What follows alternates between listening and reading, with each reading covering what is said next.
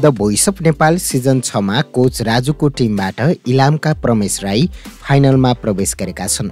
शुक्रबार उनको टिममा रहेका विराट तामाङ सोबाट बाहिरिएसँगै प्रमेश उत्कृष्ट 4 अर्थात् फाइनलमा पुगेका हुन्। उनी सिजन 6 मा फाइनलमा पुग्ने पहिलो प्रतियोगी बनेका छन्।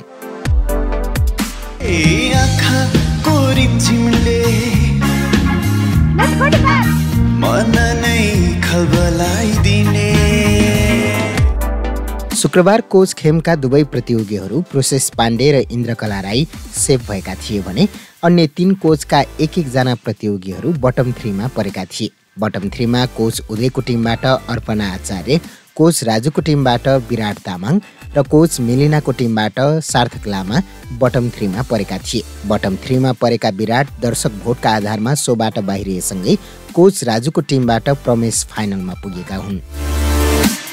मेरो सपना त्यति ठुलो पनि छैन। मैले गाएको हरेक गीत चाहिँ प्यारो अनि बगन रूपी दर्शक श्रोताहरूको मनमा चाहिँ बस्न सकोस्, मेरो यही कामना छ। प्रमेश सिजन 6 मा 4 जना कोचको कुर्सी घुमाउने 14औं प्रतियोगी पनि हुन्। उनी कोच राजुको टिममा छन्।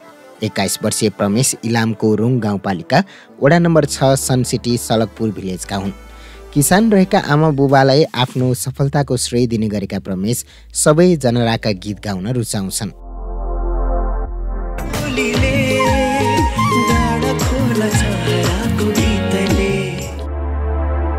7 वर्षकै उमेरदेखि नै गीत रुचाएका प्रमेशले सङ्गीत सिकेको करिब 4 वर्ष भयो।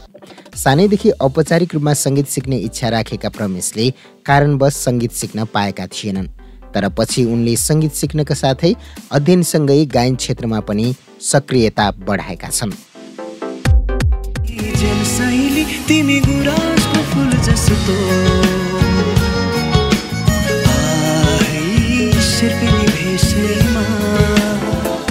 आदरणीय दर्शकबिन, तपाईलाई प्रमेशको आवाज कस्तो लाग्छ?